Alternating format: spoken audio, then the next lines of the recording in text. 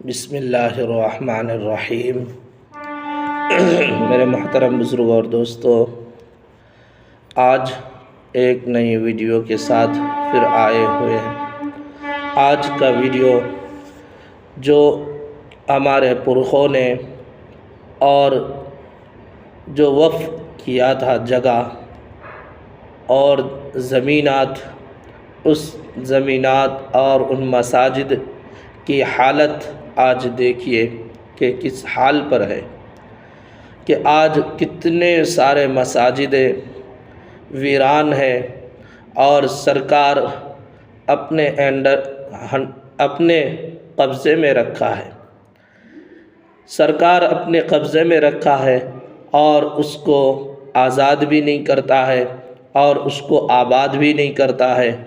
आज उन मसाजिदों में अय्याशी चल रही है, मक्कारी चल रही है, बदकारी चल रही है। आज उन मसाजिदों में जो नहीं होनी चाहिए वो चीज़ें हो रही है। मगर किसी ज़माने में किसी वक्त वहाँ अज़ान दी जाती थी, कुरान की तिलावत होते थे, मगर आज वो दीवारें पुकार रही है, वो दीवारें आज रो रही है। पुरानी मसाजिद है और खूबसूरत उसकी डिज़ाइन है, दीवारों पे कुरान की आयत लिखी हुई है और उसमें हर एक चीज़ मौजूद है और मस्जिद है, और मगर सरकार उसको अपने कब्ज़े में रखा है। और हमारे मुस्लिम जो लीडरान हैं, हमारे जो बड़े बड़े अकाबिरीन हैं, वो लोग भी इस पर क्या आवाज़ उठाते हैं, इसके ऊपर क्या मेहनत कर रहे हैं, ये तो अल्लाह बेहतर जानता है। उन मसाजिदों को आज़ाद कराकर और उन जगहों पे गरीब मुसलमानों को घर बना कर दिए होते तो वो जगह आबाद होती, वो मस्जिद आबाद होती और अल्लाह की रहमतें नाजिल होती। आज मुसलमानों की जो खस्ता हालत है, आज मुसलमानों की जो बर्बादी है, शायद इन मसाजिदों की बद्दुआएं ऊपर आसमान को जा रही है।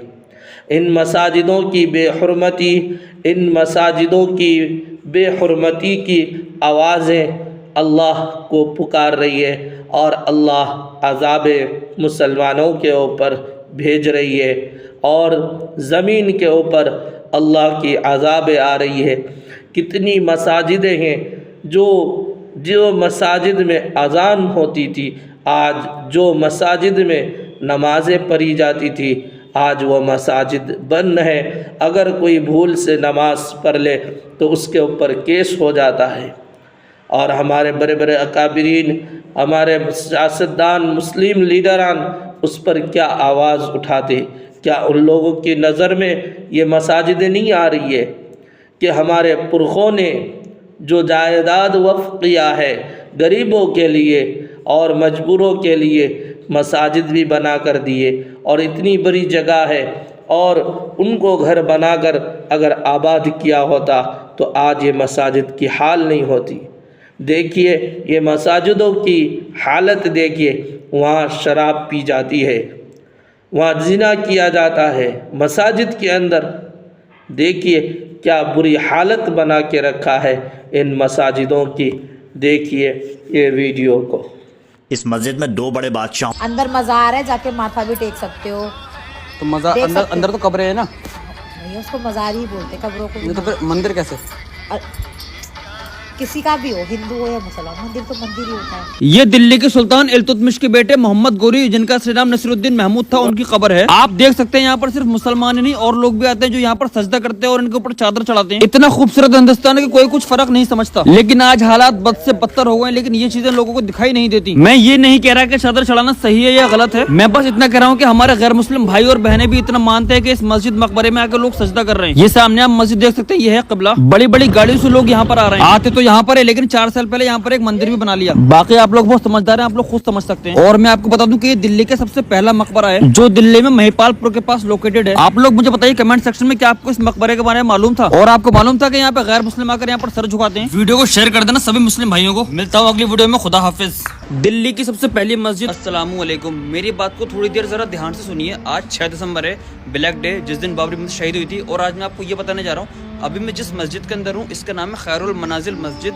और ये है पुराने किले के बिल्कुल सामने, जहाँ पर आप मेरे पीछे देख सकते हैं। तो मैंने आपको बताया इसका नाम है खैरुल मनाजिल मस्जिद। इसके अंदर पहले 5 टाइम की नमाज होती थी, लेकिन फिर इसके अंदर नमाज हो गई 4 टाइम की, और अब हो गई 3 टाइम की नमाज, सिर्फ इसीलिए क्योंकि इसके अंदर नमाजियों ने आना कम कर दिया है। तो मैं आप लोगों से ये रिक्वेस्ट करता हूँ, इसमें ज़्यादा से ज़्यादा में आप आइए।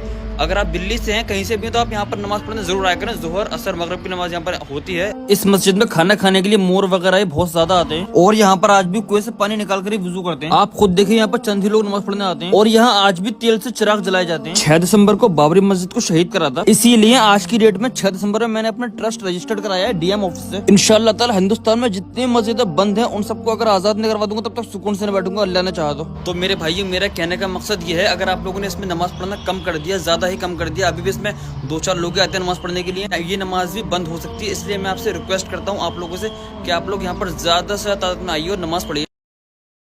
क्या लगता है आपको, आप दीवारों पर ओम लिखने से आप मस्जिद को मंदिर में बदल दोगे? मस्जिद और मकबरों पर नाम लिखने से, ओम लिखने से, जय श्री राम लिखने से कुछ फायदा होगा नहीं। ये मस्जिद मस्जिद ही रहेगी, मंदिर नहीं बनेगा ये। मैं अभी दिल्ली के हौसला इलाके में खड़ा हूँ। मैं खड़ा हूँ काली गुमती के सामने। ये पहले किसी टाइम में कब्र होगी, लेकिन अभी यहाँ से कब्र को हटा दिया गया है। यहाँ पर सिर्फ एक ये मोन्यूमेंट बचा है, इसके अंदर उल्टे सीधे नाम लिख दिए, दीवारों पर कुछ भी लिख दिया। अरे ये सब करने से कोई फायदा होगा नहीं। इतनी खूबसूरत जगह, यहाँ पर एक मस्जिद भी है, मैं आपको मस्जिद दिखाता हूँ। और यहाँ पर बैठकर लोग शराब पीते हैं, नशा करते हैं। इसके आंगन में लड़के लड़कियां आके बैठते हैं और अपने नापाक इरादों को अंजाम देते हैं, लेकिन इस मस्जिद की कोई फिक्र नहीं है किसी को। दीवारें, छतें मरम्मत मांग रही हैं, यहाँ पर कोई मरम्मत करने वाला नहीं है। इनकी सोच है कि इन चीजों में मेंटेनेंस नहीं होना चाहिए, क्योंकि धीरे धीरे एक दिन ये खुद ही खत्म हो जाएंगी। लेकिन ये सोच आपकी सोच ही रहेगी, ये आपका इरादा कभी कामयाब नहीं होगा। मैं इंशाल्लाह एक दिन पूरी दुनिया के सामने लाके रहूंगा कि दिल्ली के अंदर मस्जिद और मदरसों के साथ क्या हो रहा है।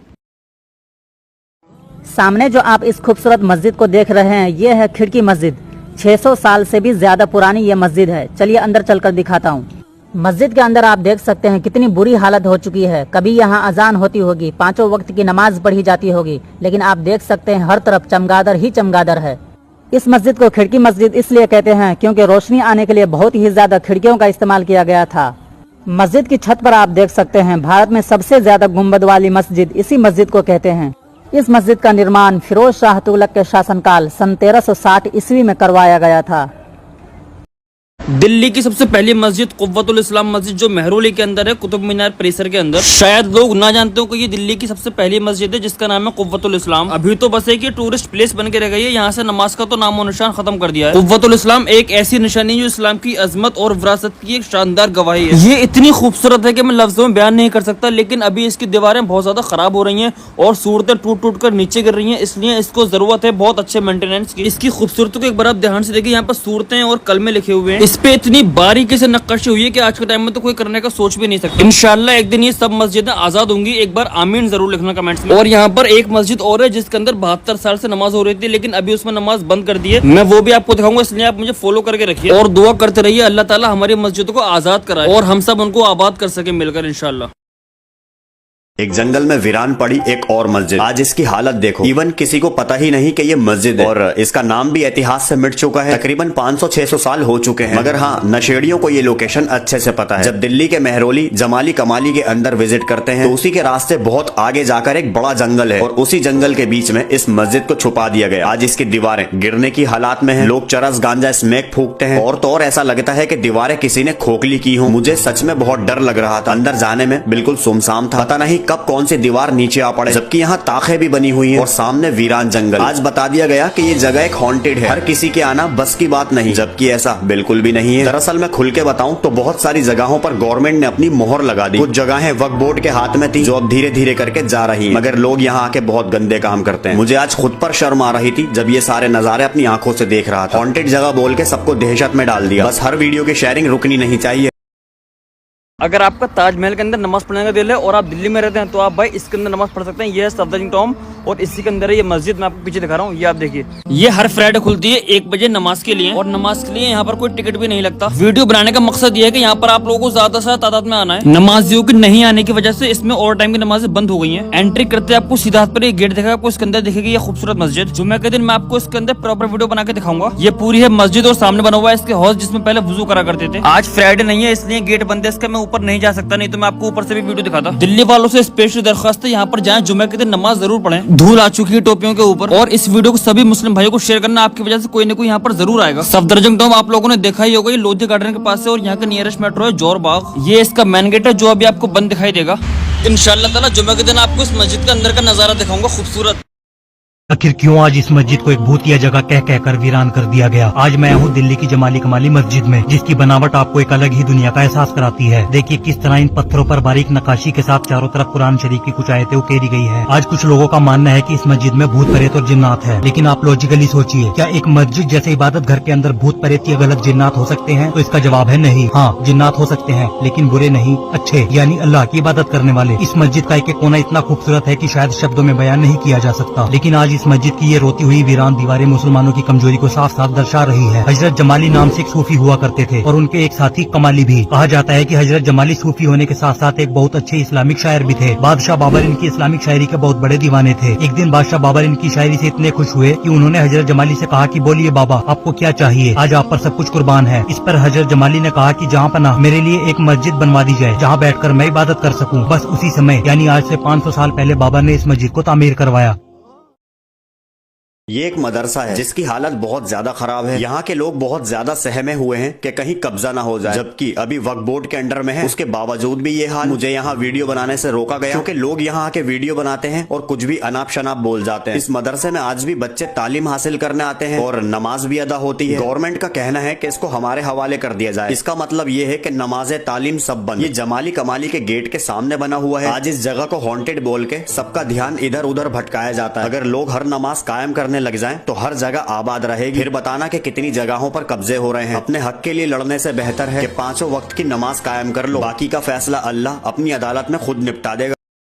आखिर क्यों आज इस मस्जिद को एक भूतिया जगह कह कहकर वीरान कर दिया गया। आज मैं हूँ दिल्ली की जमाली कमाली मस्जिद में, जिसकी बनावट आपको एक अलग ही दुनिया का एहसास कराती है। देखिए किस तरह इन पत्थरों पर बारीक नक्काशी के साथ चारों तरफ कुरान शरीफ की कुछ आयतें उकेरी गई है। आज कुछ लोगों का मानना है कि इस मस्जिद में भूत प्रेत और जिन्नात है, लेकिन आप लॉजिकली सोचिए, क्या एक मस्जिद जैसे इबादत घर के अंदर भूत प्रेत या गलत जिन्नात हो सकते हैं? तो इसका जवाब है नहीं। हाँ, जिन्नात हो सकते हैं, लेकिन बुरे नहीं, अच्छे, यानी अल्लाह की इबादत करने वाले। इस मस्जिद का एक कोना इतना खूबसूरत है कि शायद शब्दों में बयान नहीं किया जा सकता। लेकिन आज इस मस्जिद की ये रोती हुई वीरान दीवारें मुसलमानों की कमजोरी को साफ साफ दर्शा रही है। हजरत जमाली नाम से एक सूफी हुआ करते थे और उनके एक साथी कमाली भी। कहा जाता है कि हजरत जमाली सूफी होने के साथ साथ एक बहुत अच्छे इस्लामिक शायर भी थे। बादशाह बाबर इनकी इस्लामिक शायरी के बहुत बड़े दीवाने थे। एक दिन बादशाह बाबर इनकी शायरी से इतने खुश हुए कि उन्होंने हजरत जमाली से कहा कि बोलिए बाबा, आपको क्या चाहिए, आज आप पर सब कुछ कुर्बान है। इस पर हजरत जमाली ने कहा कि जहाँ पनाह मेरे लिए एक मस्जिद बनवा दी जाए जहाँ बैठकर मैं इबादत कर सकूँ। बस उसी समय यानी आज से 500 साल पहले बाबा ने इस मस्जिद को तामीर करवाया।